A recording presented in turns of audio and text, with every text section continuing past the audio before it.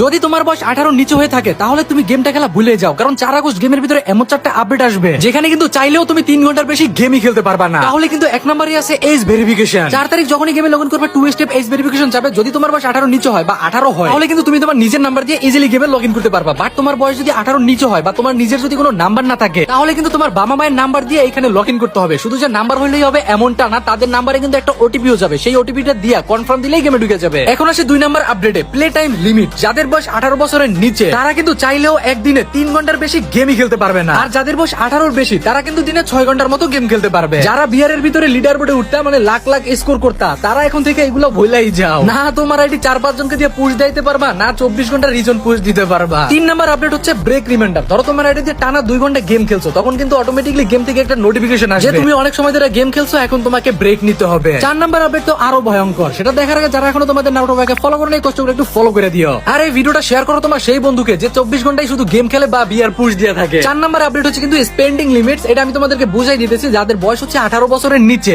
তারা কিন্তু গেমের ভিতরে একদিনে 7000 টাকার বেশি টপ আপই করতে পারবে না। হ্যাঁ তুমি তো ভাই এমনি গরিব, দিনে তো 10 টাকাও টপ আপ করি না, 7000 তো অনেক বেশি।